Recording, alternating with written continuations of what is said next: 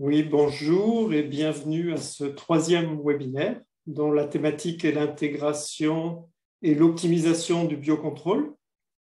Alors avant de faire place aux présentations scientifiques, je voudrais dire quelques mots sur le colloque et sur son contexte dans la diapo suivante.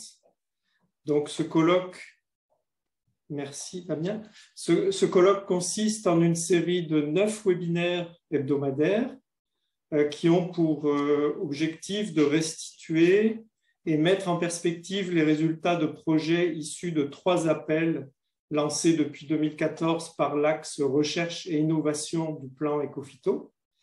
Ces appels à projets portaient sur la contribution à l'essor du biocontrôle, la thématique résistance et pesticides, et la mise au point de solutions alternatives aux produits phytopharmaceutiques dans les jardins, espaces végétalisés et infrastructures. Quelques mots sur l'axe recherche et innovation. Sur l'animation, Damien. Donc, l'axe recherche et innovation du plan Ecophyto est copiloté par 4 ministères et il s'appuie sur l'expertise d'un comité scientifique et d'orientation recherche-innovation qui comprend 45 membres représentant des domaines d'expertise très divers. Cet axe a pour objectif de mobiliser et structurer les différentes communautés de recherche et innovation pour produire et améliorer les connaissances et les outils nécessaires pour atteindre les objectifs du plan Ecophyto. Et à ce jour, environ 150 projets de recherche ont été labellisés pour un budget annuel d'environ 7 millions d'euros. Donc, sur la diapo suivante, ce troisième webinaire va nous présenter les avancées de 4 projets sous forme de vidéo.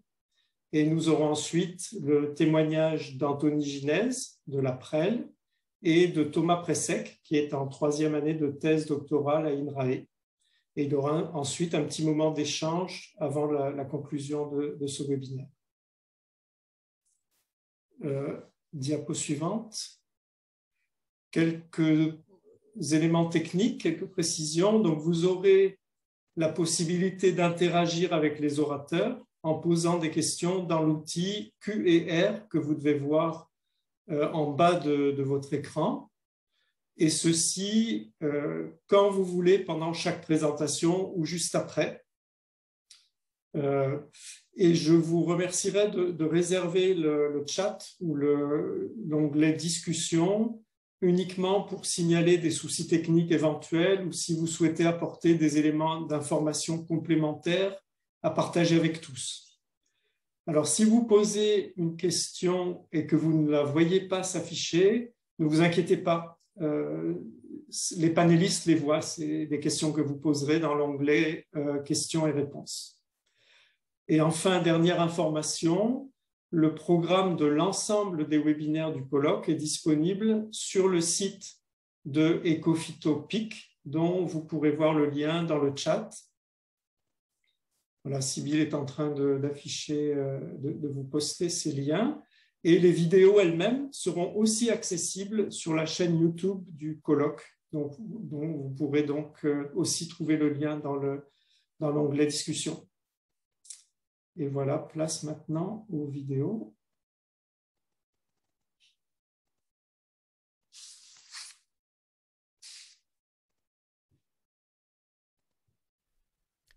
Bonjour, Antoine Ménil de VGenov. Je vais vous présenter quelques résultats issus du projet collaboratif Mille Pommes Bio, donc acronyme pour Mildiou, Pommes de terre et Biocontrôle.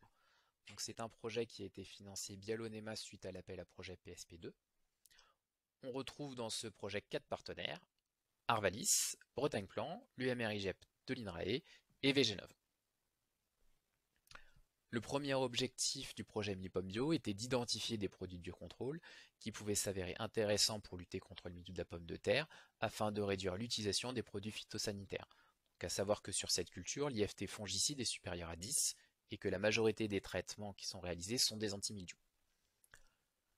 Le deuxième objectif du projet était d'identifier des conditions d'utilisation de ces produits de biocontrôle et, si possible, d'en optimiser leur efficacité.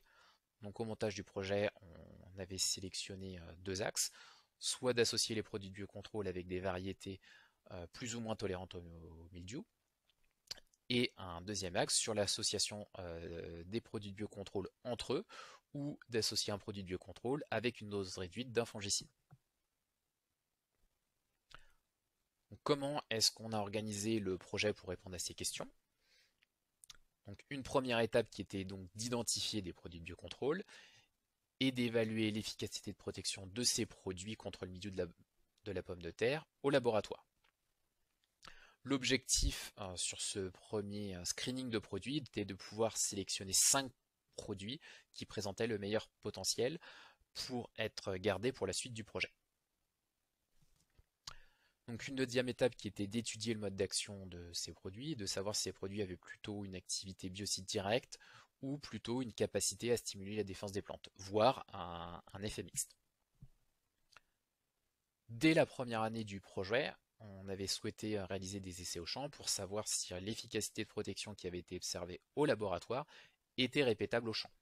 Donc avec un essai qui avait été réalisé par Avalis, où les produits de biocontrôle étaient évalués avec une dose réduite de fongicides, et un autre essai qui était réalisé par l'UMR IGEP, où les produits étaient utilisés seuls, mais sur des variétés plus ou moins tolérantes au mildiou. La deuxième année d'essai avait pour objectif de répéter les essais qui avaient été conduits sur la première année pour voir si sur des conditions pédoclimatiques différentes, on observait le même niveau d'efficacité de protection.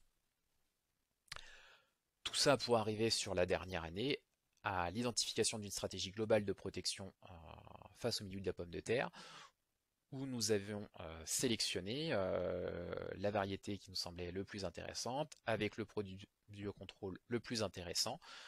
Tout ça piloté grâce à l'OAD Milios, donc un outil qui permet de calculer le risque mildiou. Donc sur la première étape, 42 produits de nature variée ont pu être évalués au laboratoire. Donc sur ces 42 produits, on avait des produits assez différents, donc à base d'extraits d'algues, de micro-organismes, d'éléments minéraux, de composés organiques et un grand nombre de produits à base d'extraits de plantes. Sur les 42 produits qui ont été testés, 15 produits ont montré une efficacité intéressante en conditions contrôlées, donc avec des efficacités supérieures à 50%. Sur les 15 produits qui avaient montré une efficacité de protection intéressante au laboratoire, 10 ont pu être évalués au champ avec une dose réduite de fongicide, et sur les 10 produits, 3 produits à base de phosphite ont conservé une efficacité de protection intéressante. Si on se concentre plus sur l'association de variétés à différents niveaux de tolérance avec le phosphite, donc qui est le seul produit qui a montré et conservé une efficacité de protection intéressante au champ, qu'est-ce qu'on a pu observer sur les différentes années d'essai? Donc le produit avait été évalué sur une dizaine de variétés différentes et on n'a pas observé d'interaction entre le phosphite et la variété, mais ce qu'on a pu montrer, c'est que l'efficacité de protection était plus importante selon la sensibilité de la variété au milieu. Donc c'est-à-dire que sur des variétés sensibles où à la fin des essais on avait une destruction complète du feuillage, on avait des efficacités du produit qui étaient faibles à intermédiaires selon les saisons, et que sur des variétés plutôt à tolérance intermédiaire à forte, on conservait une bonne efficacité du produit. Donc une photo pour illustrer ceci, donc sur la variété Meuf qui est une variété intermédiaire, on retrouve les différentes modalités, donc à savoir le témoin non traité, le produit phosphite et le produit cuivre. Et donc ce que l'on observe en fin d'essai, c'est que sur le témoin non traité, on a une destruction du feuillage qui est bien visible, alors que sur le produit cuivre et phosphite, cette destruction est beaucoup moins importante. Et donc un dernier résultat qui était sur la constitution d'un itinéraire technique. Donc sur cet itinéraire, l'objectif était d'adapter la dose du fongicide en fonction de la tolérance variétale, de la pression mildiou qui était calculée par l'OAD Milios et de l'association avec notre produit de biocontrôle phosphite. Donc, si on détaille plus le tableau, donc on a notre variété Binge qui est une variété très sensible au mildiou, donc avec le témoin non traité, la variété Binge qui était conduite avec des fongicides à la dose homologuée, donc de 100%, et ensuite ce qu'on appelle un itinéraire intégré où on venait diminuer la dose de fongicide lorsqu'il était appliqué, associé avec le phosphite. Donc 60% de la dose du fongicide avec le phosphite, en sachant que l'association phosphite-fongicide était appliquée lorsque la pression mildiou était faible. Sur une variété à tolérance intermédiaire frivole,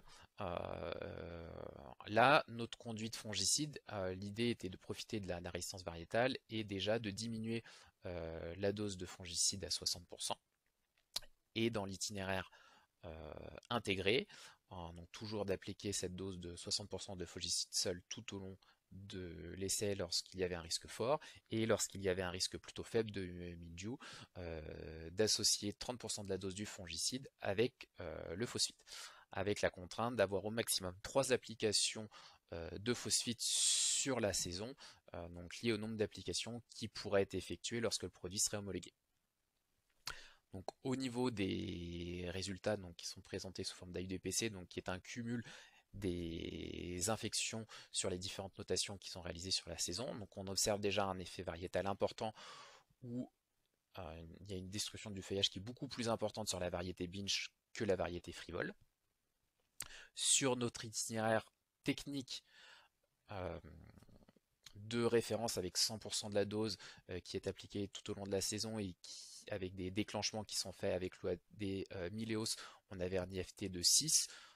Habituellement, on est sur un IFT donc de référence pour rappel qui est d'environ 10. Et donc si on vient appliquer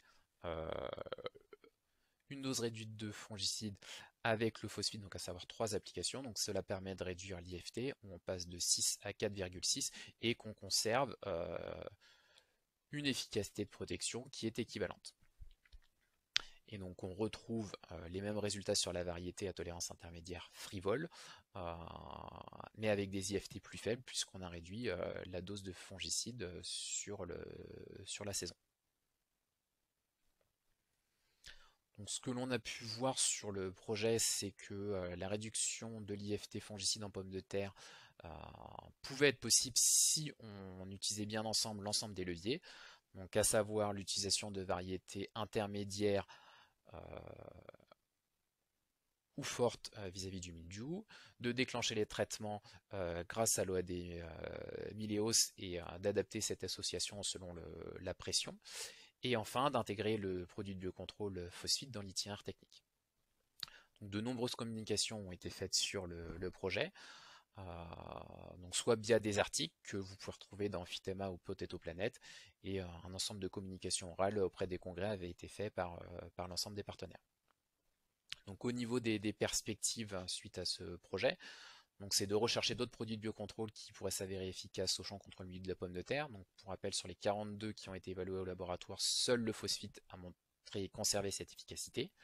D'améliorer les connaissances sur ce produit au niveau du mode d'action pour essayer de mieux l'intégrer dans l'itinéraire technique. D'étudier l'impact des itinéraires avec la réduction de dose des fongicides sur la durabilité des gènes de résistance dans le temps. Et enfin, d'essayer d'automatiser la préconisation du déclenchement des traitements via l'OAD Mileos en fonction de la variété, du type de produit et du niveau d'infection. Je vous remercie pour votre attention.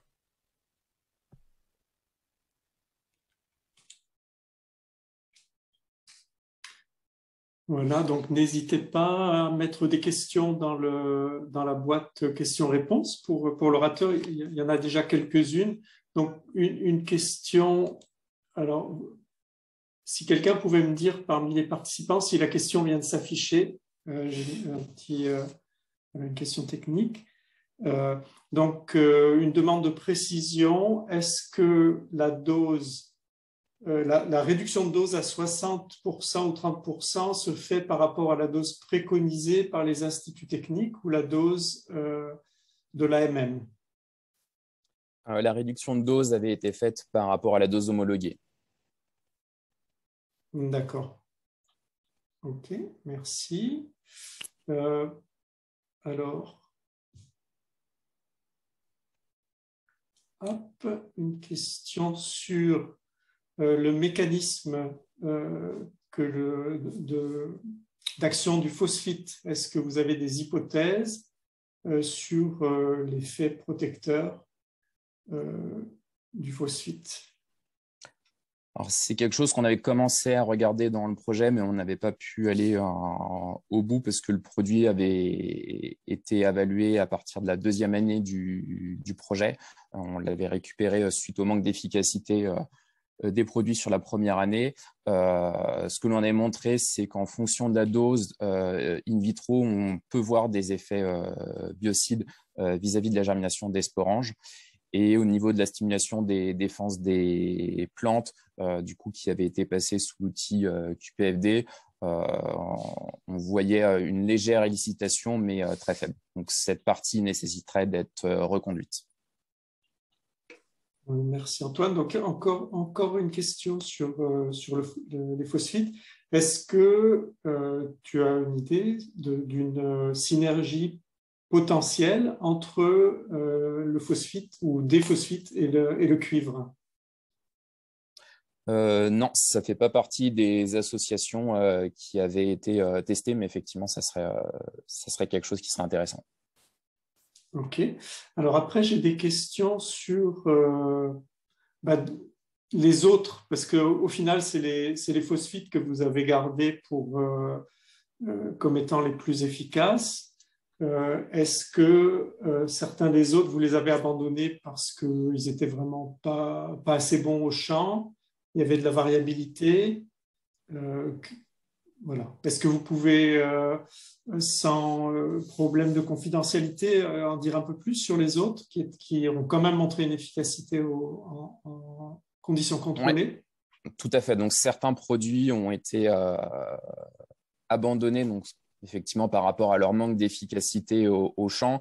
Et soit donc les firmes ne pouvaient pas améliorer la formulation du produit puisque certains produits étaient encore en cours de développement pour la durée du projet, donc on ne les avait pas gardés pour la suite.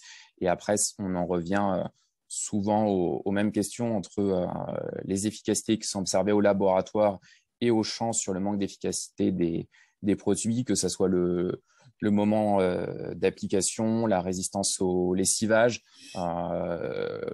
la résistance aux UV pour les micro-organismes, par exemple. Donc, en sachant que dans le projet 1000 pommes bio, on avait aussi fait une étude avec le RMT et l'ICITRA sur quantifier le volume de bouillie qui était mis entre conditions contrôlées, donc au laboratoire et au champ. Et ce qu'on avait montré, c'est qu'il y avait un facteur 5 entre ce que nous, on mettait en conditions contrôlées et ce qui était mis au champ, en sachant qu'au champ, il y a une strate qui est très, très visible au niveau de la couverture du feuillage. Autant la strate supérieure au niveau du feuillage est très bien recouverte. Par contre, dès qu'on rentre à l'intérieur du feuillage, quand la culture est bien développée, il n'y a quasiment plus de produits qui ne pénètrent le feuillage. D'accord, merci. Sybille, est-ce que je peux glisser encore? Il y a beaucoup de questions et je vous en remercie beaucoup. Est-ce que Sybille, on a le temps de prendre une ou deux questions supplémentaires? Oui, on peut en prendre encore une parce qu'on a commencé 2 minutes en retard. Ok, alors j'ai une question. Désolé du coup pour les questions qui ne vont pas être posées en direct, mais par contre, je vais inviter Antoine à y répondre par écrit après. Alors la dernière question, j'essaie de l'afficher. Une question du coup très courte. Quelle forme de phosphite a été appliquée? Du coup, il y avait différentes formes, soit les formes disodium ou les phosphonates de potassium. Ok. On n'a pas testé effectivement le phoséthyl d'aluminium. D'accord. Ok. Mais merci beaucoup Antoine pour ces réponses. Le temps passe trop vite et je vois qu'il y a vraiment beaucoup de questions très intéressantes qui s'affichent. Du coup, désolé de notre contrainte de temps. On va maintenant passer à la présentation du projet suivant. Donc, c'est le projet BioLim.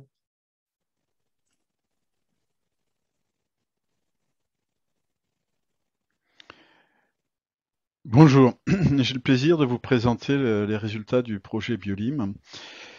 Nous avons travaillé sur l'inventaire des connaissances concernant les méthodes de contrôle biologique vis-à-vis des limaces. Nous avons expérimenté toute une gamme de produits avec des méthodes parfois innovantes et nous avons identifié aussi et expérimenté quelques nouvelles voies de recherche potentielle. Donc les limaces grises et noires sont des ravageurs qui sont difficilement contrôlés les années humides et c'est des organismes assez mal connus car ce sujet est assez délaissé par la recherche. Les cultures les plus concernées sont le colza, le tournesol, les céréales, le maïs et les cultures légumières. De nombreux traitements ont lieu contre ce ravageur et il y a que 2 molécules qui sont utilisées, le méthaldéhyde ou le phosphate ferrique. Le phosphate ferrique est un produit de biocontrôle dont la part de marché a été de 17% en 2020. Et donc les limaces font l'objet sur l'ensemble de la Saule française de nombreux traitements et en termes de millions d'hectares, en 2016, les traitements ont atteint 4,5 millions d'hectares. Mais par contre, c'est assez variable. En 2019, il n'y avait que 1,2 million d'hectares qui ont été traités. L'objectif du projet BioLim était de contribuer au développement de techniques de biocontrôle efficaces vis-à-vis des limaces afin de limiter le recours à la lutte chimique. Donc, comme ce qui a été évoqué, on a d'abord commencé par faire un inventaire des moyens de contrôle biologiques existants et on a recherché à améliorer les méthodes de test des produits de biocontrôle. Voici l'inventaire des méthodes de biocontrôle existants. Donc on a travaillé sur 228 publications qui ont été recensées de 1992 à 2015 et elles proviennent de 31 pays. Le Royaume-Uni représente 40% des publications. Les principales publications ont été faites donc dans ce pays. Il y en a quelques-unes qui ont été faites en Europe et d'autres aux États-Unis. Et donc il y a eu un pic de publications dans les années 2000 et après c'est devenu plus constant.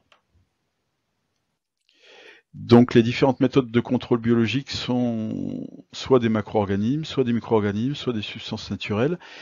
Il en a retrouvé 31 espèces étudiées, mais Deroceras reticulatum représente 47% des publications. Donc les publications concernant les macro-organismes concernent surtout les nématodes et un peu les carabes. Concernant les micro-organismes, ce sont la plupart des bactéries, ce sont les bactéries qui sont associées aux nématodes. Et ces bactéries associées aux nématodes sont mortelles pour leur développement et mortelles pour les limaces. Il y a les substances naturelles aussi, ça peut être des substances naturelles végétales comme minérales. L'Université de Rennes 1 a étudié l'attractivité des crucifères et a mis en évidence un certain nombre d'interactions biochimiques. Ainsi, les plantes, lorsqu'elles sont agressées, développent une voie métabolique, la voie du jasmonate, qui accélère la synthèse de glucosinolate.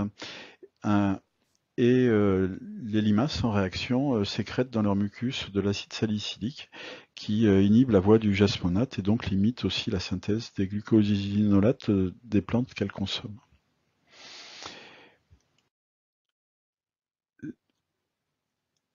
Voici le bilan des interactions chimiques que peuvent subir les limaces. Donc, elles peuvent subir les substances toxiques issues des mécanismes de défense des plantes, comme le glucosinolate, la caféine, l'ail ou des huiles essentielles. Elles peuvent sécréter en réaction de l'acide salicylique dans leur mucus. Il y a aussi des substances qui déclenchent le comportement de recherche des méthodes vers les limaces.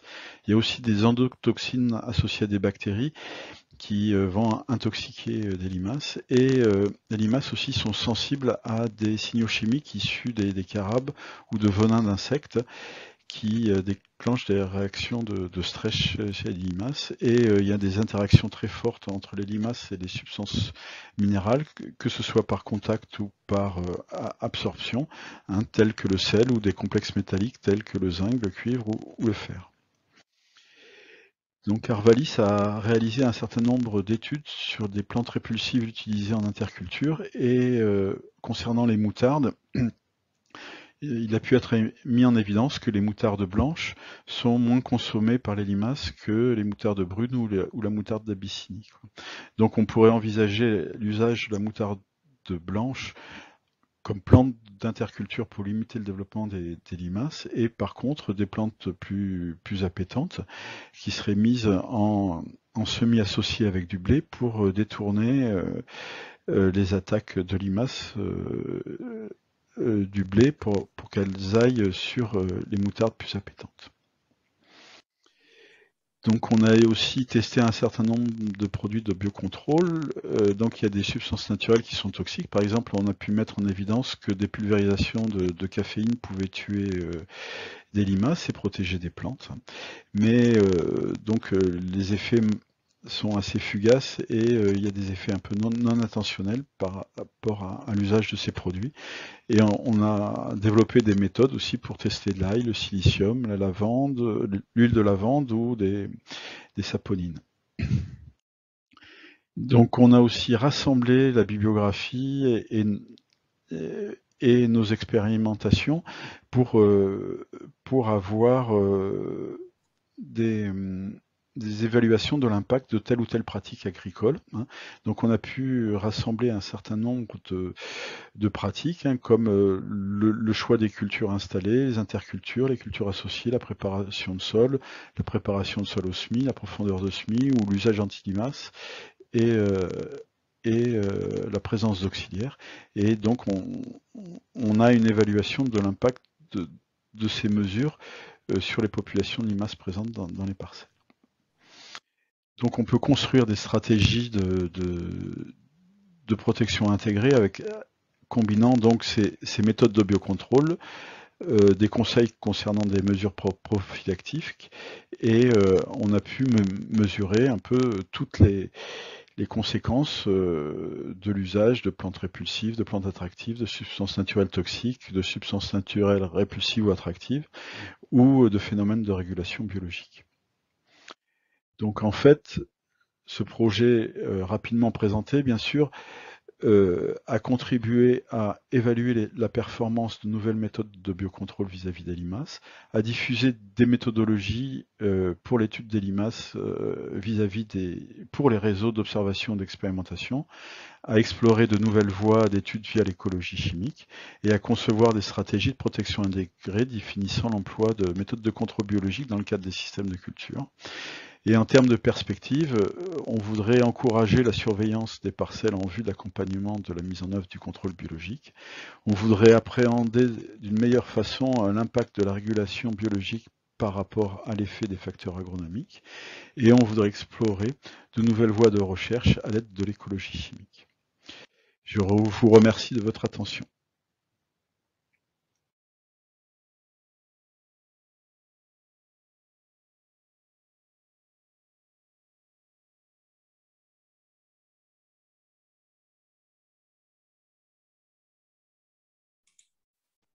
Désolé, j'avais mon micro coupé. Donc, merci pour cette présentation. N'hésitez pas à poser vos questions pour le présentateur du projet Biolim dans l'onglet Q&R. Alors, moi, j'ai une question pour toi, André. Parmi les perspectives que tu as évoquées, est-ce qu'il y en a qui te parlent? Donc, il y en avait beaucoup, des perspectives scientifiques, des perspectives d'impact concret. Est-ce qu'il y en a que vous avez déjà commencé à travailler, à mettre en œuvre?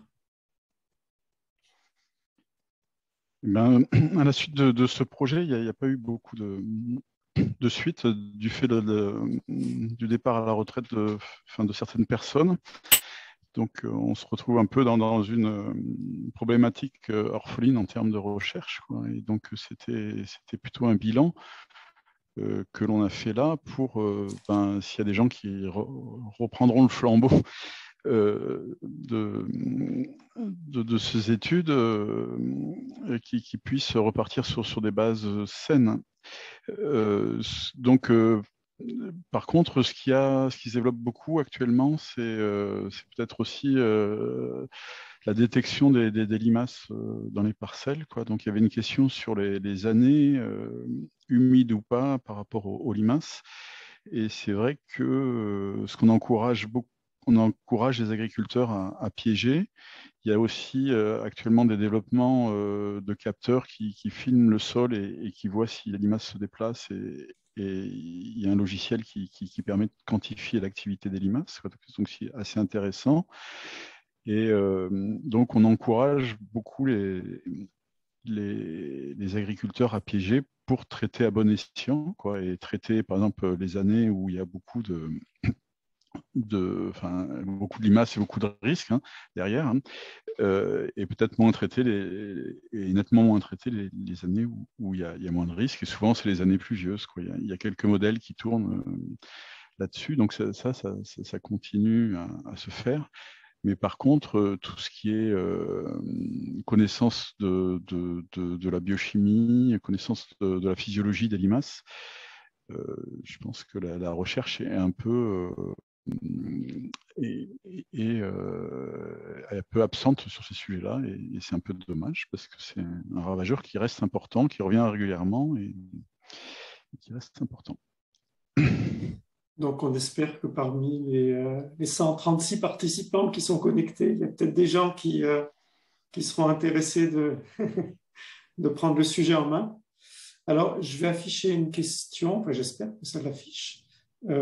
Justement, une question un petit peu technique, pourquoi la caféine a des effets néfastes secondaires?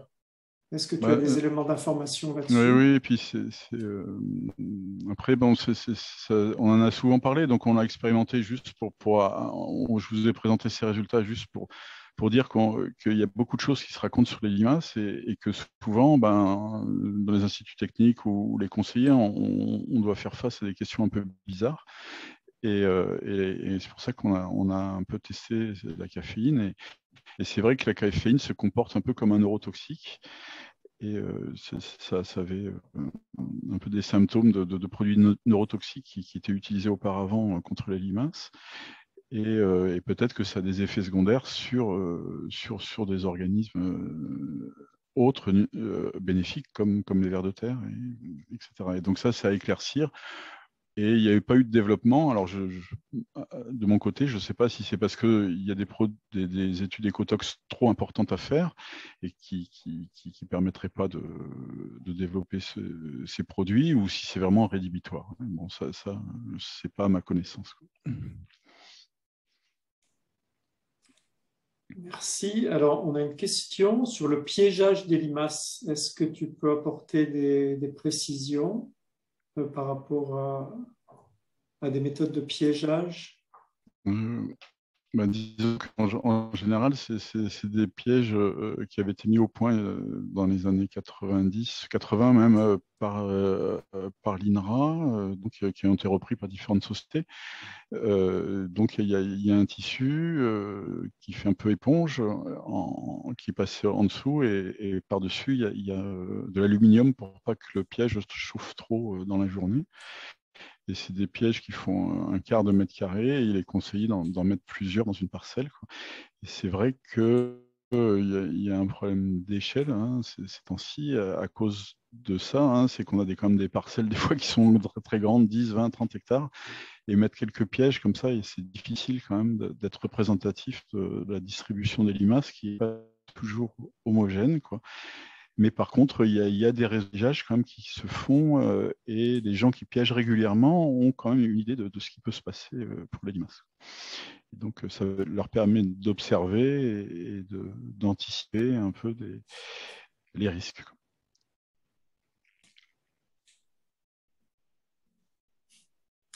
Alors, encore une question sur la caféine. Donc, quel est le produit utilisé pour la caféine? Donc, j'imagine quel produit contient de la caféine qui serait Oui, ben utilisable. ça, c'était produit un peu par une société, et là je peux pas trop développer, quoi. Oui, ok. D'accord, oui, je comprends. D'accord, écoute, merci beaucoup, André. Je ne vois pas d'autres questions. Il y avait une question sur des mécanismes, mais je ne sais pas exactement sur quoi elle porte. Oui. Eh bien, merci beaucoup, en tout cas, pour ces éléments d'information. On va maintenant passer à la présentation du projet suivant. Donc, c'est le projet Probiotopin. Bonjour, je suis Jean-Baptiste Thibord et je vais vous présenter le projet Probiotopin. Le projet Probiotopin est un projet PSPE2 qui s'est déroulé de 2015 à 2019, qui visait à évaluer les solutions de biocontrôle pour la protection des cultures contre les dégâts de topin. Il a été réalisé par 9 partenaires, Arvalis en tant que chef de file, INRAE, CETIFL, ACTA, ACPEL, Invenio, Sudexp, Aprel et la Sonito.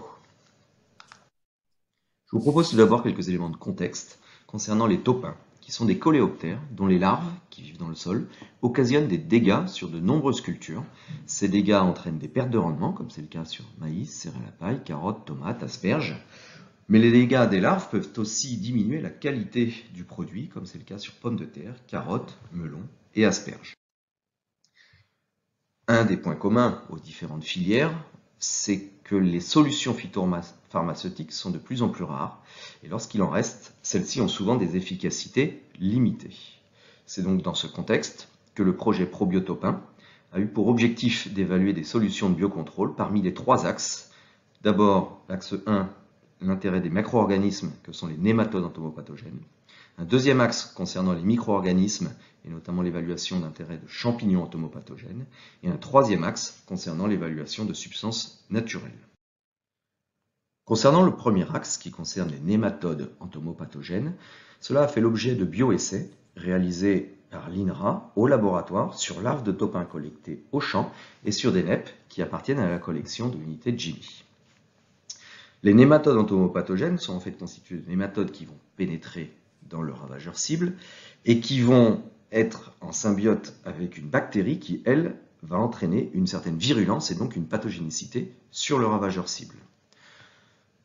Une première série de tests a consisté à évaluer la pathologie de bactéries symbiotiques directement injectées dans des larves de topin. Une vingtaine de souches bactériennes a pu être testée et une souche très performante, Xenorhabdus gosodoi FR48, a pu être mise en évidence. Une deuxième série de tests a concerné donc des tests de pathologie par infestation des larves de topin avec des NEP. 2 couples de NEP choisis pour la virulence de leur symbiote ont été testés avec Sternernema boehmari associé à la bactérie Xenorhabdus gosodoi. Et 3 souches ont été testées pour ce couple-là.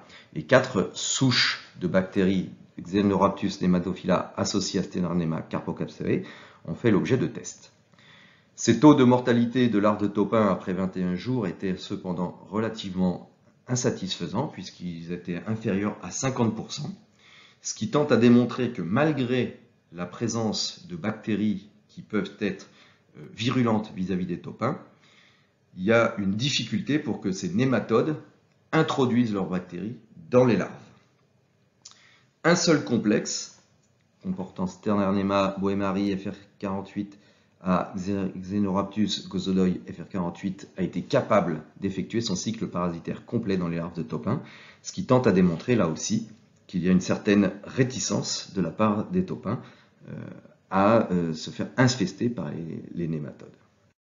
Le deuxième axe du projet a concerné les champignons entomopathogènes, et notamment nous nous sommes concentrés sur l'évaluation de l'intérêt de Metarhizium anisopliae F52. Pour cela, de nombreux essais ont été réalisés au champ par les différents partenaires. Je vous présente ici quelques résultats, avec notamment des résultats sur maïs, où le produit MET52, donc produit commercial comportant du Metarhizium anisopliae souche F52, a permis de protéger les plants de maïs avec une efficacité de l'ordre de 50% par rapport aux témoins non protégés. En pommes de terre, la préparation MET52 apportée à 125 kg a permis d'apporter un niveau de protection équivalent à ce que permet aujourd'hui une protection insecticide conventionnelle. Sur asperges, la préparation MET52 a permis d'avoir une protection notamment contre les productions précoces et donc contre les attaques précoces de topin sur turion. En revanche, dans le cas des récoltes plus tardives, la protection ne s'est pas montrée satisfaisante. Enfin, sur melon, un essai réalisé avec MET52 a permis de démontrer une protection de l'ordre de 50%, ce qui le met à une position intermédiaire entre le témoin non protégé et la meilleure solution insecticide actuellement disponible. Donc, sur l'ensemble de nos essais, nous avons pu démontrer l'intérêt technique de Metarhizium aniseopleae souche F52 sur plusieurs cultures dans une stratégie de lutte directe. Cependant, le coût du produit est élevé. Nous nous sommes heurtés à des problèmes de disponibilité aussi du produit, même s'il est homologué, il n'était pas forcément disponible pour poursuivre les expérimentations. Aujourd'hui, nous avons besoin, en fait, pour progresser dans la mise au point de cette technique de la lutte à base de Metarhizium, d'outils nous permettant d'analyser les métarhiziums naturellement présents, mais aussi ceux que l'on peut apporter, pour évaluer l'intérêt d'une stratégie de lutte inondative à base de métarhizium. Le troisième axe du projet concernait l'évaluation de substances naturelles. Plusieurs produits candidats ont été évalués, à chaque fois dans des essais réalisés au champ. Je vous présente ici simplement un seul produit qui a présenté les résultats les plus encourageants. Il s'agit du produit Biofence, qui est un tourteau issu de graines de Brassica carinata déshuilées.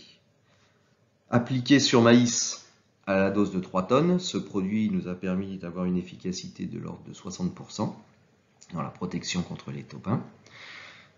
L'efficacité est aussi intéressante en pommes de terre, elle est de l'ordre de 40%, ce qui situe l'efficacité de ce produit au même niveau qu'une solution conventionnelle classique. Ces résultats nous ont permis de mettre en évidence l'intérêt technique des solutions à base ou dérivées de glucosinolate appliquées en grande quantité.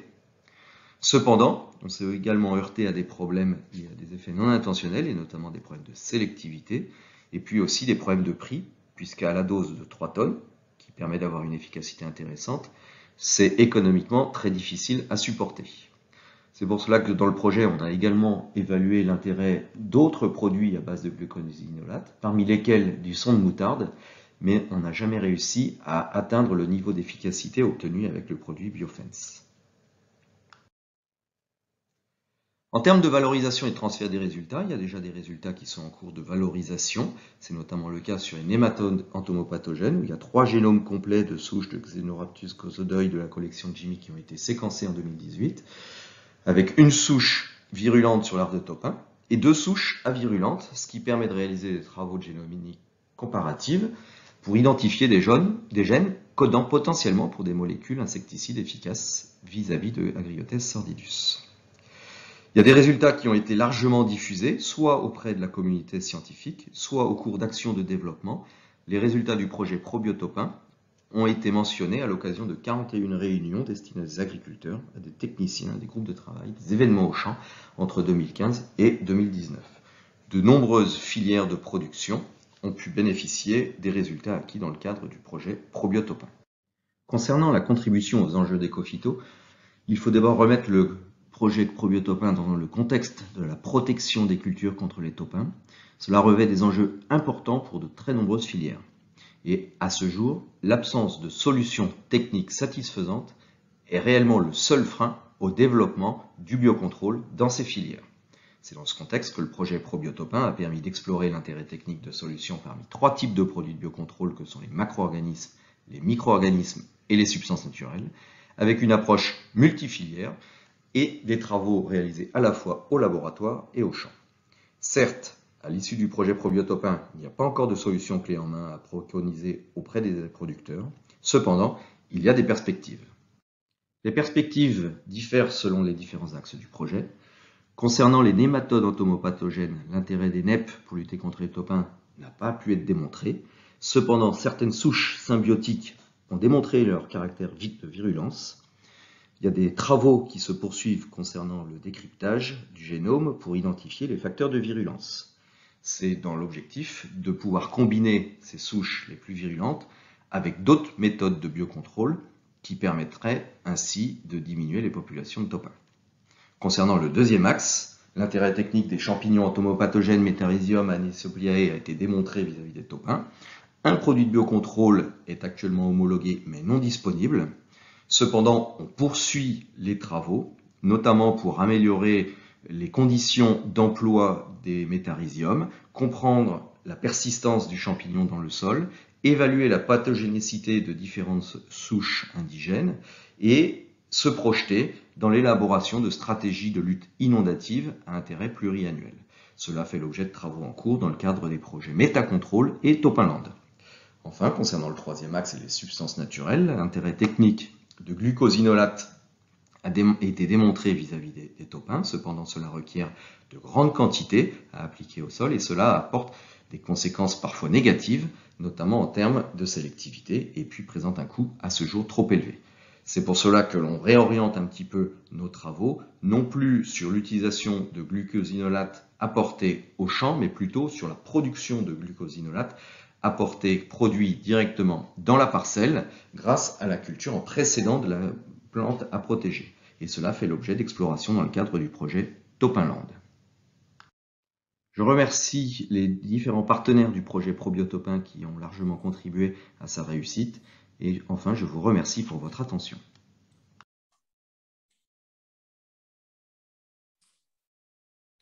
Voilà, parfait. Donc, je vois qu'il y a beaucoup de questions pour les porteurs du projet Probiotopin.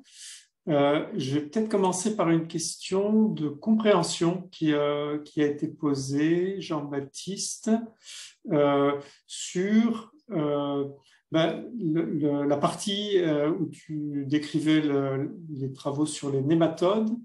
Il y a eu beaucoup d'informations aussi sur les bactéries et il y a peut-être quelques mots-clés là que certains participants n'ont pas bien capté. Est-ce que tu veux repréciser le lien entre les bactéries et les nématodes dans ce contexte?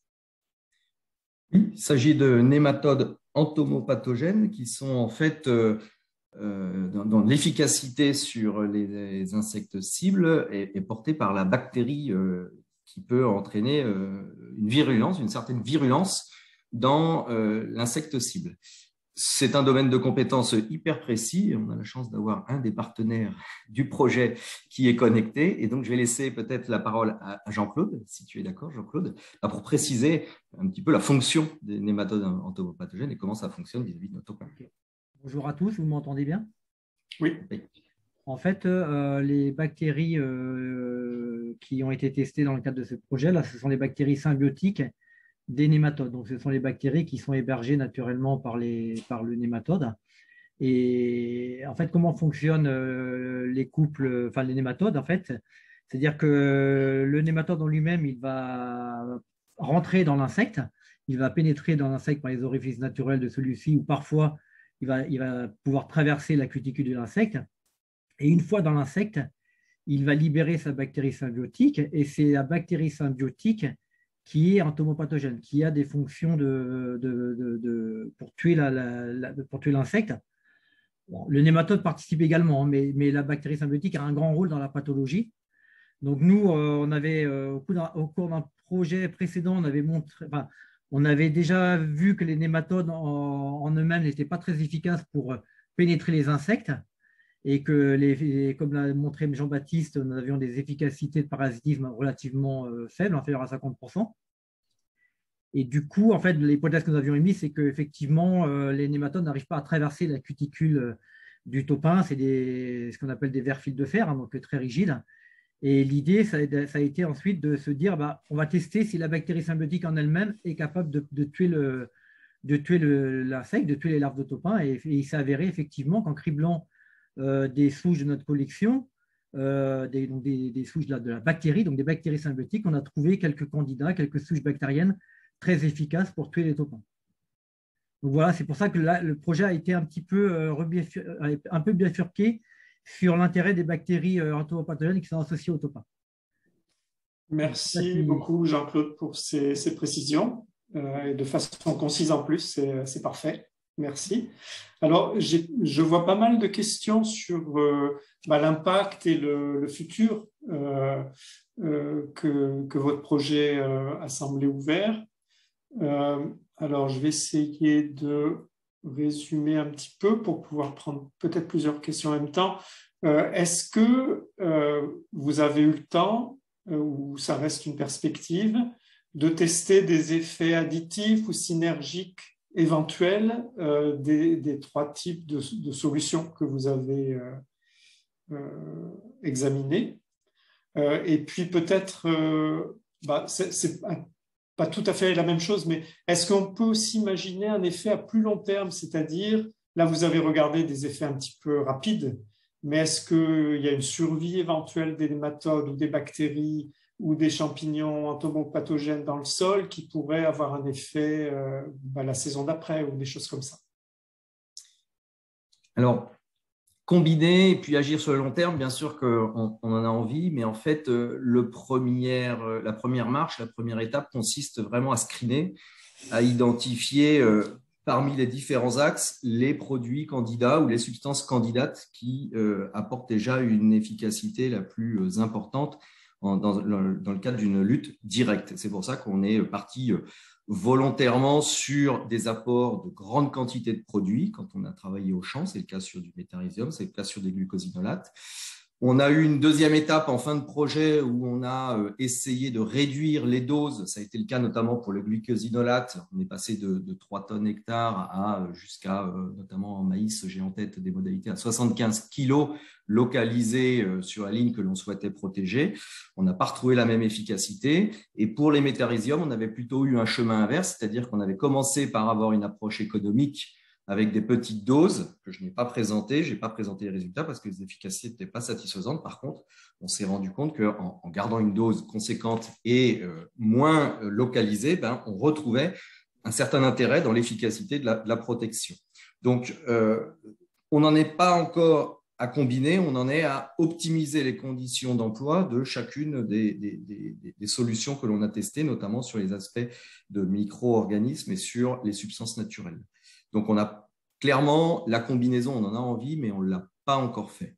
Sur le long terme, ça fait partie des perspectives, notamment sur les aspects de champignons entomopathogènes, où on a une démarche qui est un petit peu plus avancée que sur les nématodes entomopathogènes, puisque vous l'avez bien vu, sur les nématodes entomopathogènes, on n'a pas de candidat suffisamment, ayant démontré des preuves d'efficacité suffisamment solides encore, et on n'est même pas encore allé au champ, sur topin en tous les cas.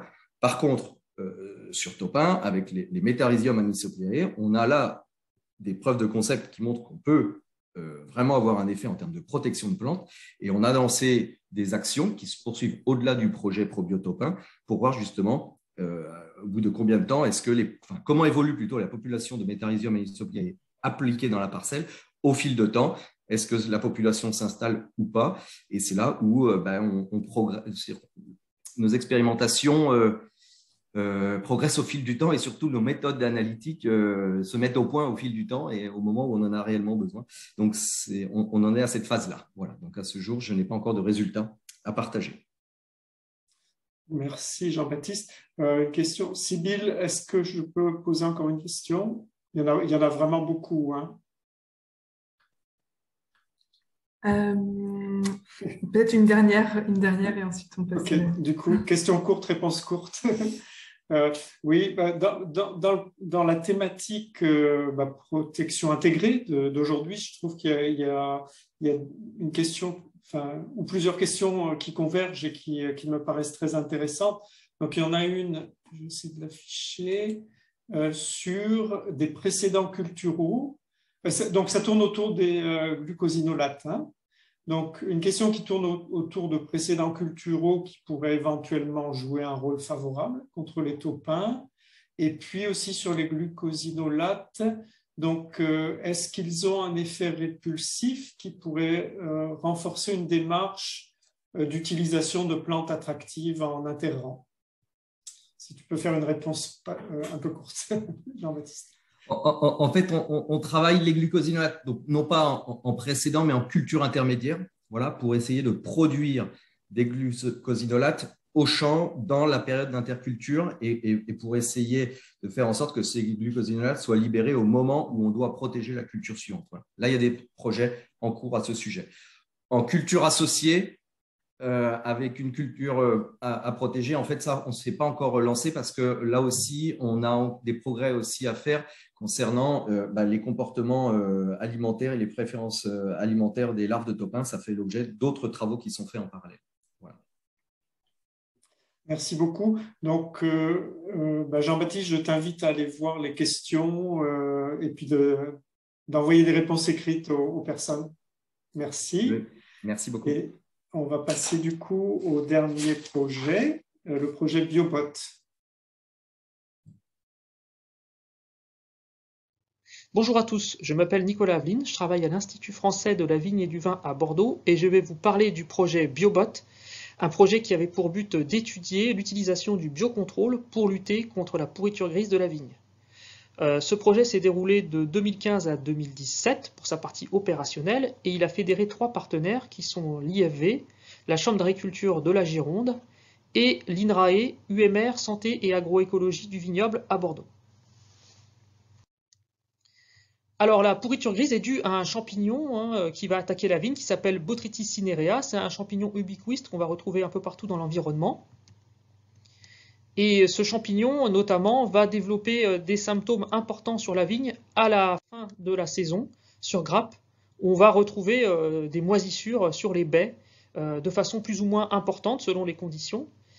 Et ces développements de champignons botrytis, en fait, vont avoir des conséquences sur le rendement. Donc on va perdre bien sûr en quantité de vendange et surtout aussi sur la qualité de la vendange puisque le champignon va générer des mauvais goûts, mais aussi dégrader certaines molécules, notamment celles qui jouent sur la couleur. Et ce, même pour des taux faibles d'attaque de maladies, un peu de botrytis dans la vendange peut avoir vraiment des conséquences importantes sur la qualité organoleptique.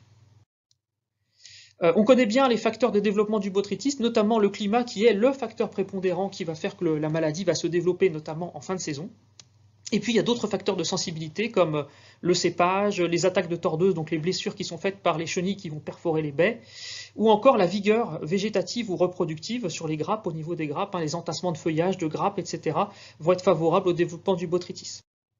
Alors, il existe plusieurs moyens de lutte contre la pourriture grise, notamment ce qu'on appelle la prophylaxie, où on va essayer de créer un milieu défavorable pour le champignon, notamment avec la technique de l'effeuillage pour aérer les grappes.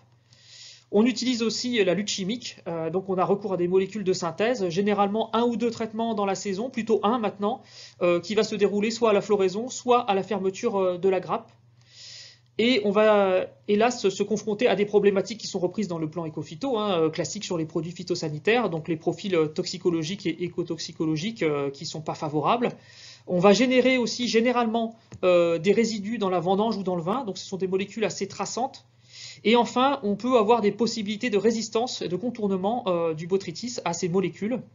D'où l'intérêt d'aller chercher des nouvelles façons de protéger la vigne pour éviter tous ces problèmes liés aux molécules de synthèse.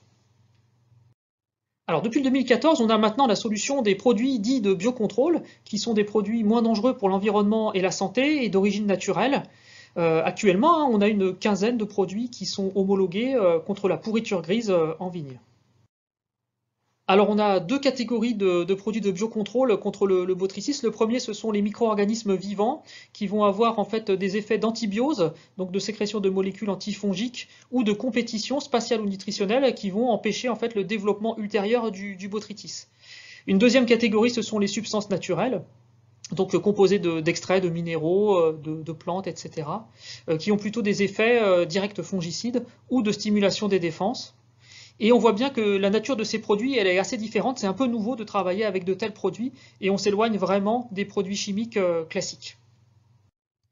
Et les objectifs du projet, notamment, c'était de pouvoir proposer aux viticulteurs des références, de l'aide pour savoir comment utiliser le biocontrôle dans ces programmes de protection contre le botrytis.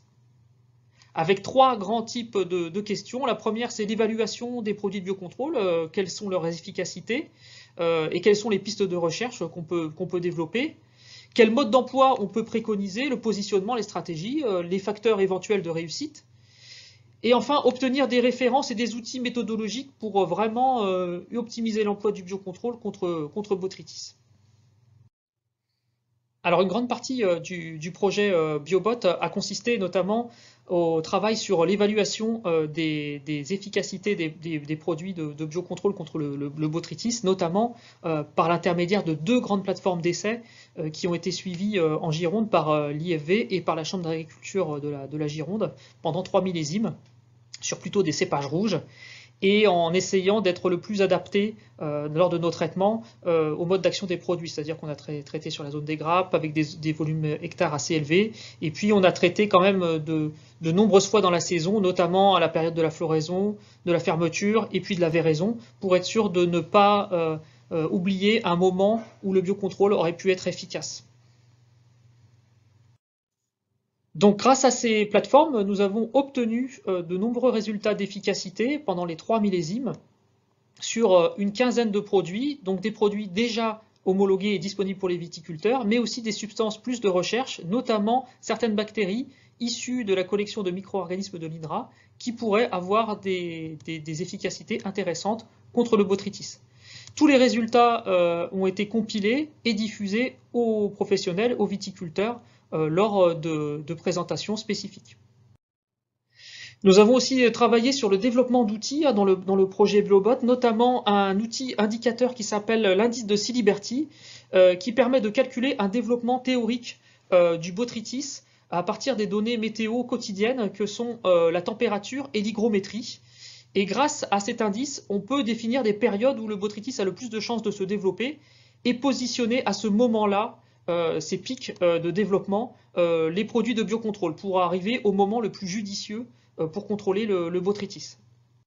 Cet indice a été développé ensuite au niveau informatique pour qu'il soit calculé automatiquement sous l'interface Epicure Web qui est développée par l'IFV, et notamment dans le cadre de l'association UMT7 qui associe l'INRA et l'IFV sur la thématique de la réduction des intrants ici à Bordeaux.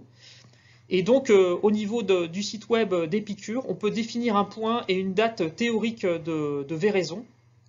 Et l'indice de Ciliberti est calculé quotidiennement de façon automatique. Et on peut ainsi accéder à cet indice.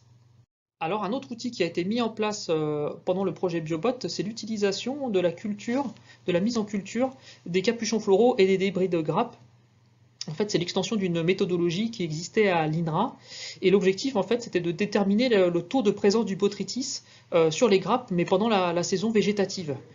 Donc, ce test se fait à partir de prélèvements sur les grappes au vignoble, et l'idée, c'était de l'étendre en fait à l'utilisation des produits de biocontrôle pour voir si, sur les modalités où on appliquait du biocontrôle, si on retrouvait le même taux de botrytis ou pas présent sur ces débris ou sur ces capuchons floraux.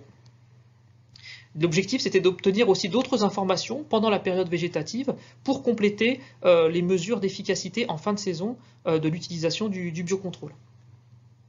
Donc voilà, il consiste en fait à mettre en culture les débris qu'on va retrouver sur les grappes dans des boîtes de pétri. Voilà donc après à quoi ressemblent les boîtes de pétri lorsqu'on met en culture donc, les débris.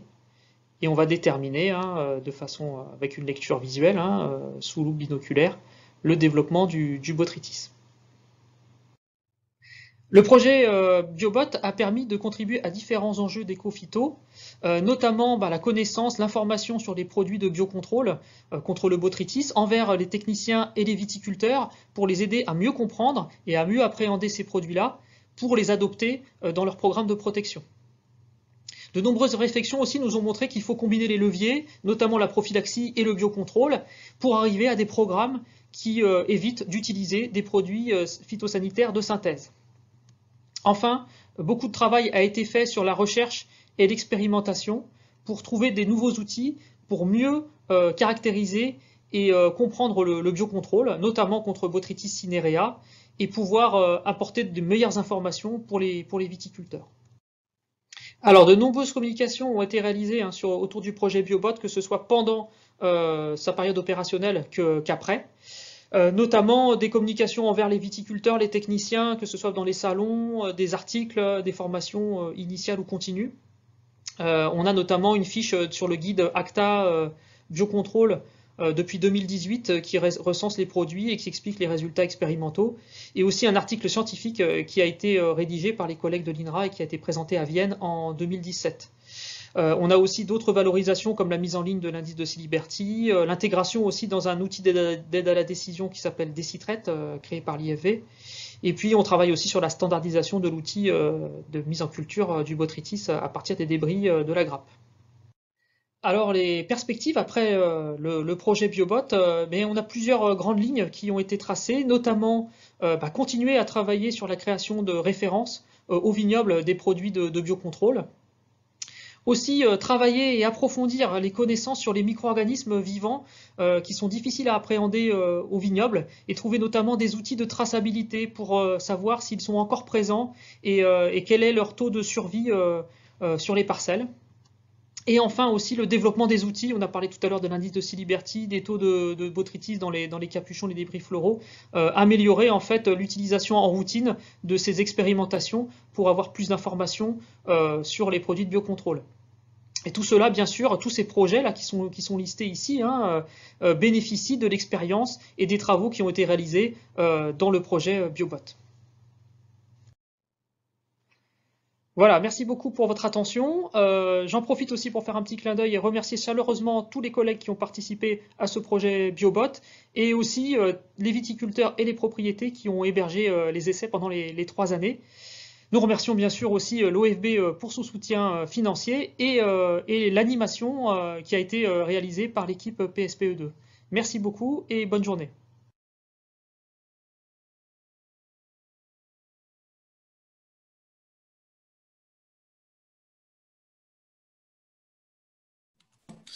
Ok, voilà. Désolé à nouveau mon micro. N'hésitez pas à poser vos questions dans l'onglet Q&R pour Nicolas.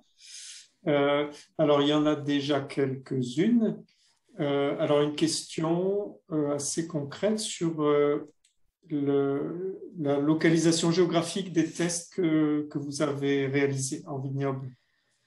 Alors, bonjour à tous. En fait, c'est vrai qu'on est resté plutôt cantonné à la Gironde, puisque les 3 partenaires en fait étaient girondins. Donc, c'était un avantage, parce que voilà, on échangeait très facilement et on pouvait rapidement avancer sur le projet, mais en même temps, on est resté cantonné à la région girondine. Après, je pense que les résultats sont quand même sont très extrapolables en termes de résultats. On était sur des conditions climatiques assez classiques, avec des cépages assez sensibles, notamment le merlot. Et je pense qu'on peut quand même extrapoler les résultats. Néanmoins, on a eu des échanges, notamment avec différentes régions pendant les 3 ans du projet. On en a encore cette année. On a débriefé avec les collègues, notamment de Bourgogne, et on retombe un peu sur les mêmes résultats. C'est-à-dire on a toujours les mêmes produits qui sortent en premier, qui sont plus réguliers, et puis d'autres qui nous posent toujours question parce qu'ils sont très variables. Et donc, on a à peu près les mêmes conclusions. D'accord. Alors, il y a une autre question sur la combinaison éventuelle, probablement dans le temps, de différents produits. Donc, visiblement, les produits qui sont actuellement homologués, les solutions de biocontrôle, font appel à des modes d'action très différents. Est-ce que du coup, il n'y a pas une possibilité d'éviter que botrytis ne devienne moins sensible à un des produits? Ouais, c'est une bonne question, parce que c'est vrai qu'on a pas mal de types de mécanismes, de modes d'action. Vous l'avez vu dans la présentation, et encore, je suis passé vite, il y en a encore plus en fait. Il y a 3 points en fait. Le premier point, c'est est-ce qu'il y a vraiment des résistances qui vont se développer? Je suis assez... Bon, après, tout peut arriver, mais c'est vrai que là, c'est des modes d'action assez généralistes, vous avez vu, ça ne cible pas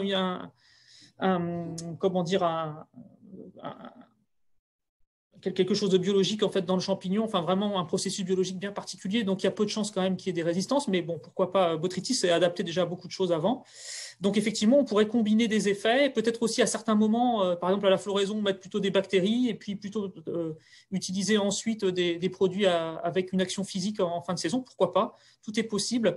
Le seul problème, c'est peut-être l'argent, en fait ça coûte cher en fait ces produits-là. Et donc, on ne peut pas multiplier le nombre de traitements. Nous, on s'est permis ça dans les essais parce que voilà, on avait le budget, enfin, c'était pas le problème majeur en fait en termes de nombre de traitements. Mais pour un viticulteur, ça peut vite être très cher. Et j'allais dire 2-3 traitements maximum dans la saison, c'est ce qu'il pourra faire.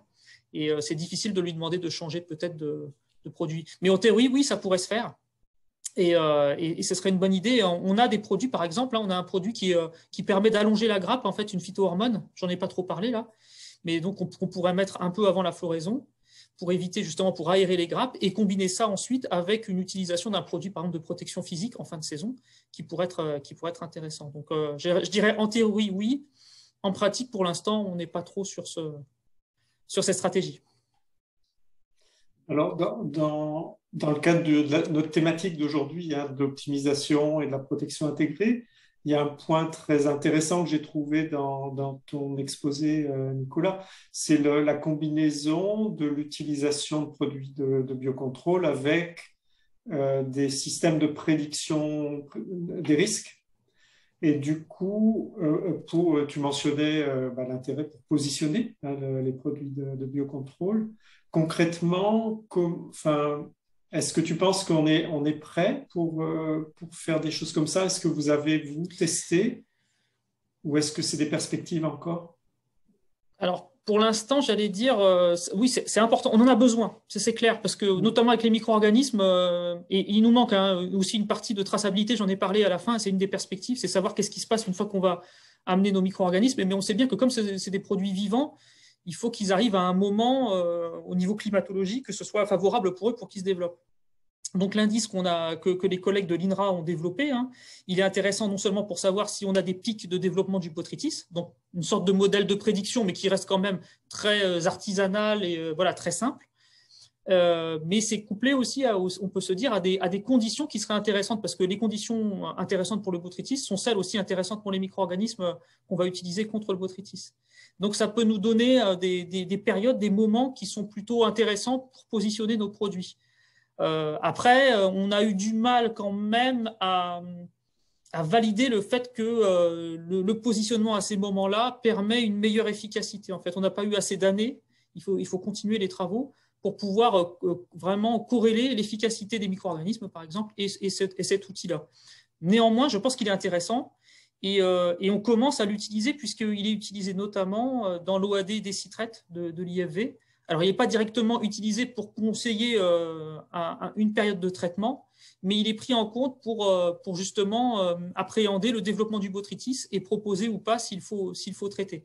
Mais on ne va pas jusqu'à la période exacte, les fameux pics là, que je vous ai montrés sur le graphique, on ne va pas jusqu'à là, mais j'espère que dans les prochaines années, on pourra coupler cet indice à l'application directe de produits. Et l'objectif, il est là aussi. En fait, il est disponible sur le web. Pour l'instant, la diffusion est assez limitée, mais l'objectif, c'est que si on le standardise bien, qu'il soit disponible pour tout le monde. Merci Nicolas. Je vois Sybille qui apparaît, elle doit être inquiète pour le temps. Oui, tout à fait. Donc, merci beaucoup Nicolas. Merci. Donc, on va passer maintenant à l'exposé de nos invités témoins. Voilà, donc la parole est à vous, Anthony et Thomas.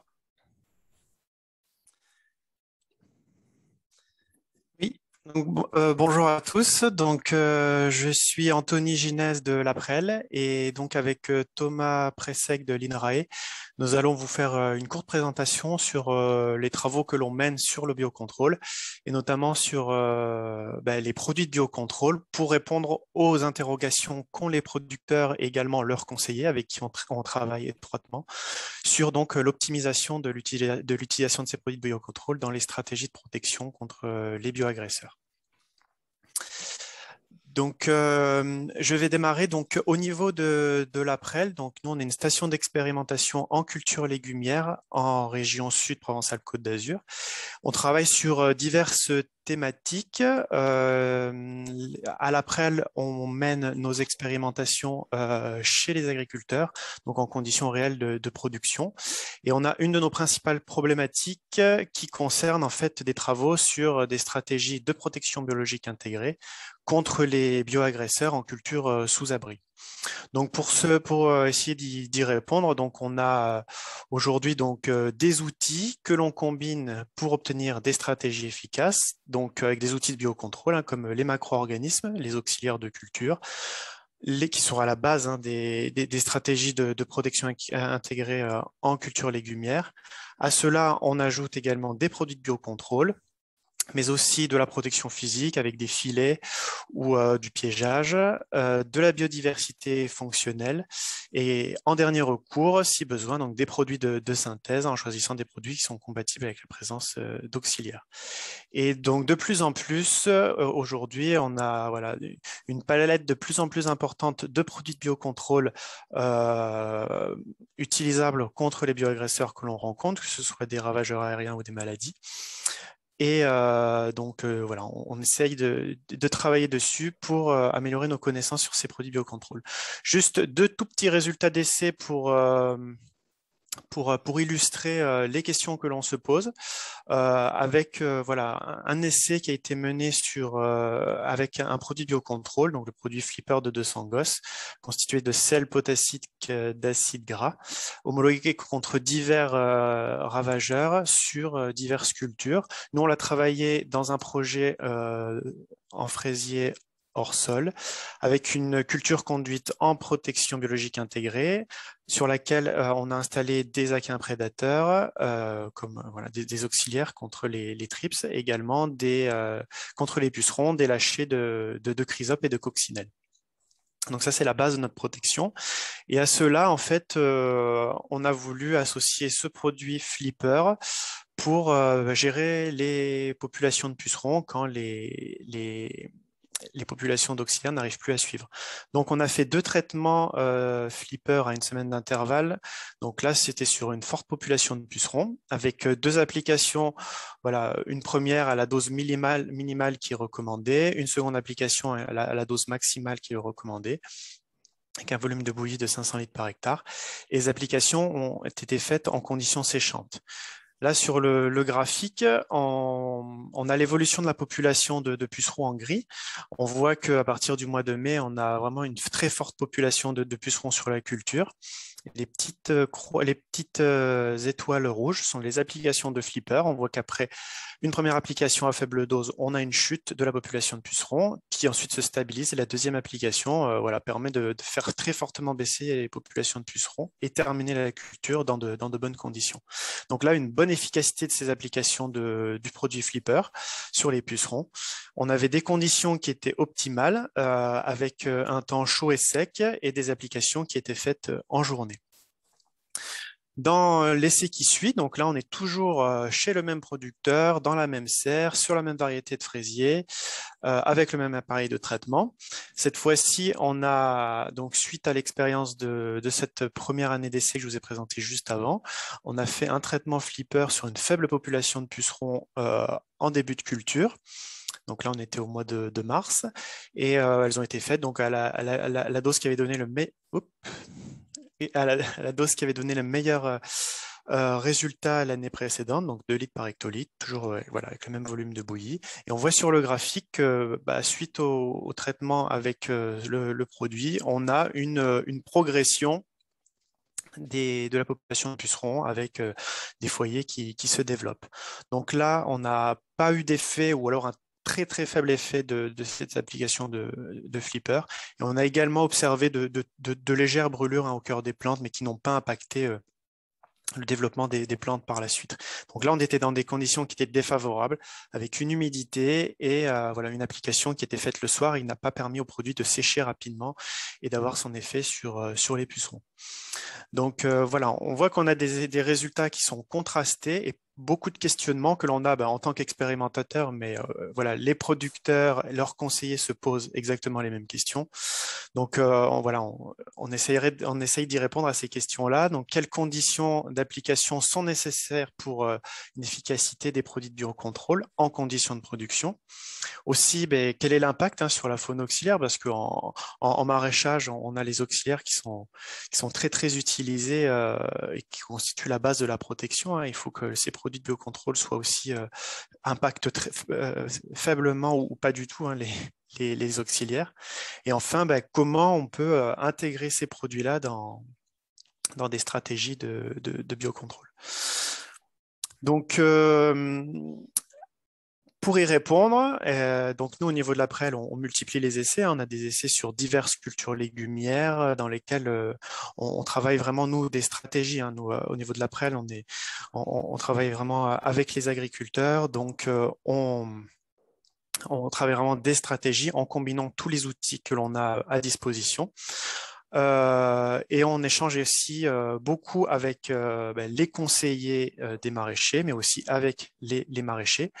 On a mis en place, pour y répondre en 2018, donc depuis 2018, un réseau qu'on appelle Réseau Biocontrôle, dans lequel on se réunit avec des conseillers et les agriculteurs pour faire un bilan de l'année sur les produits de biocontrôle, avoir un peu des retours sur les produits qui ont été appliqués, leurs résultats, dans quelles conditions ils ont été appliqués, parce qu'il y a plein de paramètres qui impactent leur efficacité.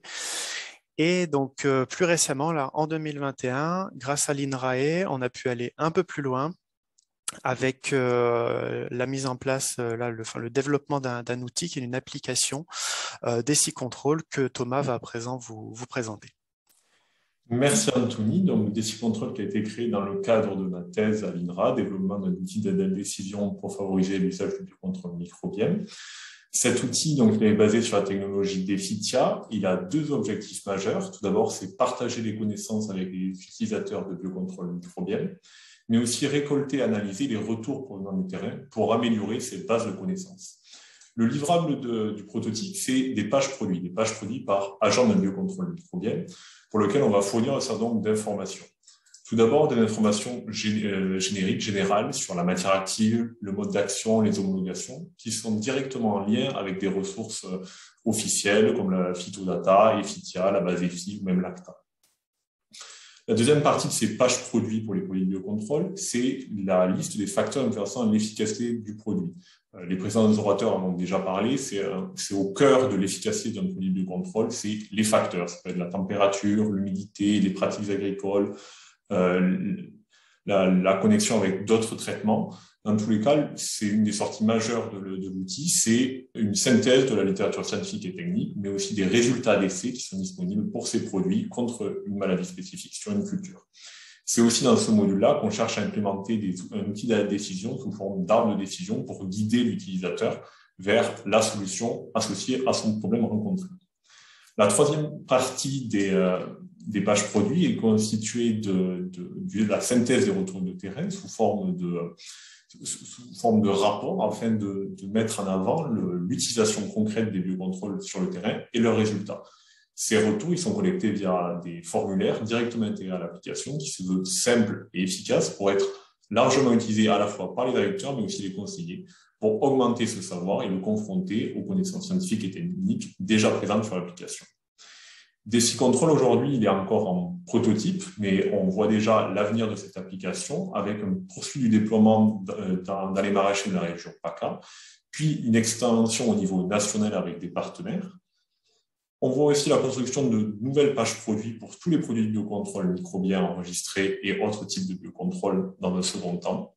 Et enfin, nous aimerions un peu plus loin dans notre chemin l'adapter contre les ravageurs en intégrant différents types d'outils à la décision et différents types de pages produits pour les biocontrôles contre les ravageurs et autres, comme les insectes et autres arthropodes. Merci beaucoup de votre attention. On est disponible avec Anthony pour répondre à vos questions et vos interrogations sur l'APREL et DeciControl.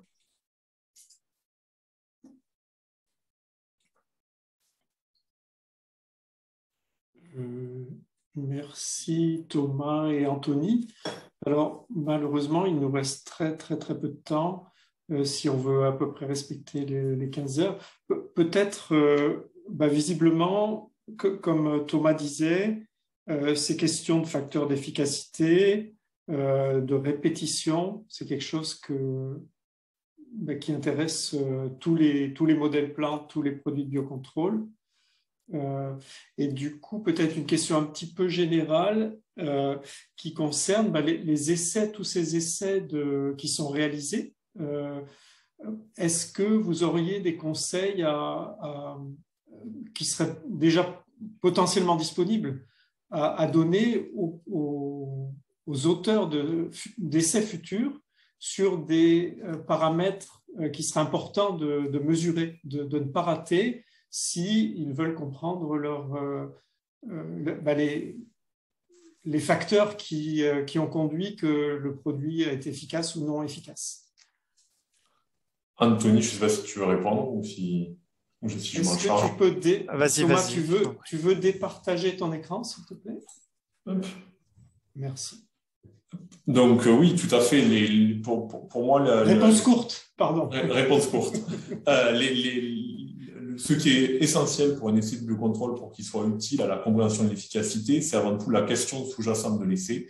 Ça doit être non pas est-ce que le produit est efficace, mais pourquoi il est efficace. Et c'est cette question sous-jacente dans laquelle les essais doivent essayer de répondre avec, comme l'a présenté Anthony, des conditions similaires avec un seul facteur qui change pour pouvoir comparer les résultats d'efficacité, comparer les produits et pouvoir tirer des déductions de ces résultats d'essai.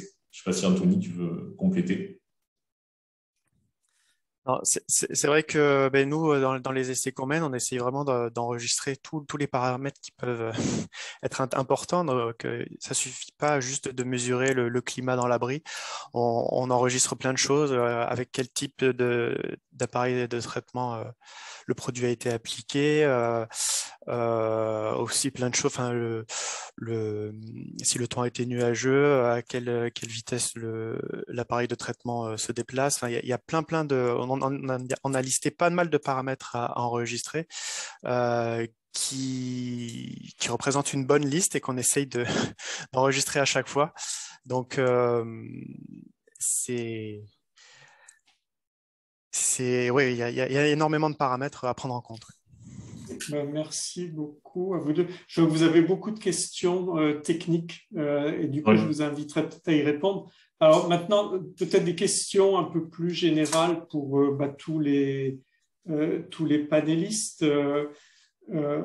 Comment est-ce que vous voyez une synergie possible puisqu'on est dans la thématique protection intégrée, des solutions de biocontrôle sur lesquelles vous avez travaillé avec d'autres pratiques? Est-ce que certains des panélistes voudraient revenir brièvement sur ce sujet-là?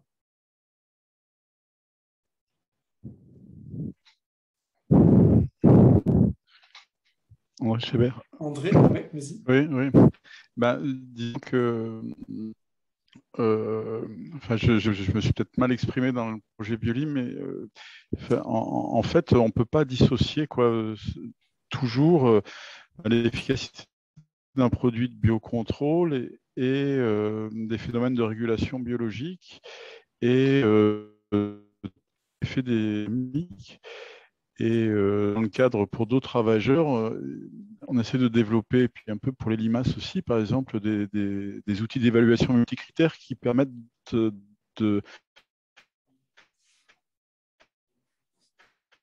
Alors, je ne sais pas si ça vient de mon système. Je ne t'entends plus du tout, André.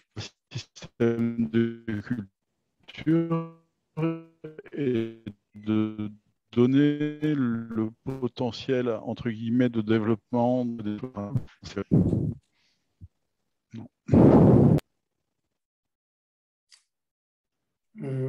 Ok, mais non, la connexion est revenue ou...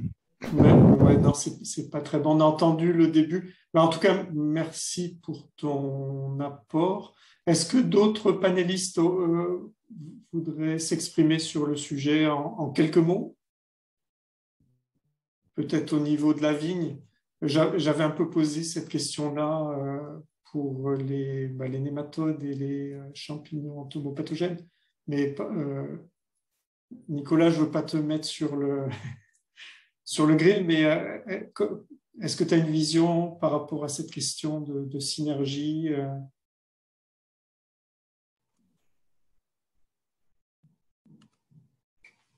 Oh, pardon, j'avais du mal à me remettre.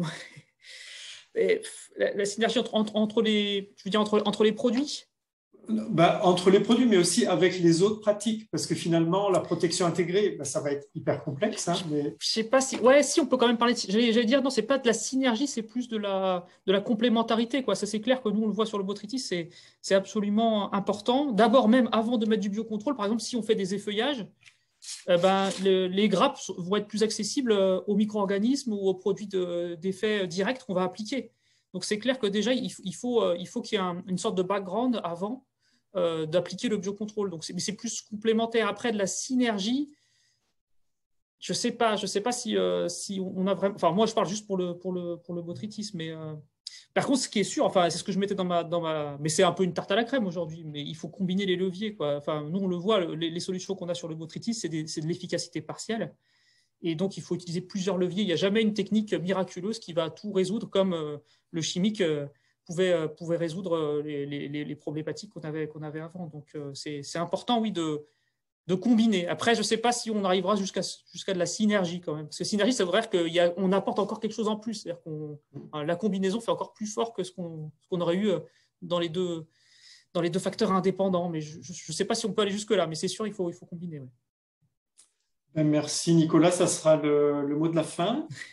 Un énorme merci à tous les orateurs pour vos contributions, la grande qualité des vidéos, c'était vraiment très très agréable et très informatif.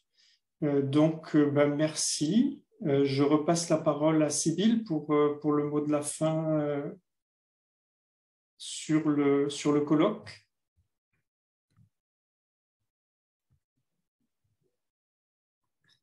Oui. Est-ce que Damien peut projeter la fin du PowerPoint, s'il te plaît? Merci à tous pour votre participation. Donc, on a 140 participants à ce webinaire. Vous pouvez retrouver donc l'ensemble du programme sur le site dédié du colloque, dont on vous a redonné le lien ici. Et vous pouvez aussi consulter les vidéos qui vous ont été présentées sur la chaîne YouTube ainsi que l'enregistrement de ce webinaire. Et les brochures des webinaires sont régulièrement au fur et à mesure mis en ligne sur la page Ecophytopic, dont on vous a donné également le lien dans le chat. Et donc, on vous donne rendez-vous la semaine prochaine, à la diapo suivante. Donc pour une session intitulée Un monde d'odeur. Donc c'est dans 2 semaines, le 4 novembre. Donc c'est une session qui portera sur l'usage des médiateurs chimiques pour lutter contre les bioagresseurs, donc les lépidoptères ravageurs et autres insectes ravageurs. Donc on a Sémiotrape, Optime Ferro et Ambas, avec des invités témoins qui nous parlerons de cette thématique. Donc, à dans 2 semaines. Au revoir.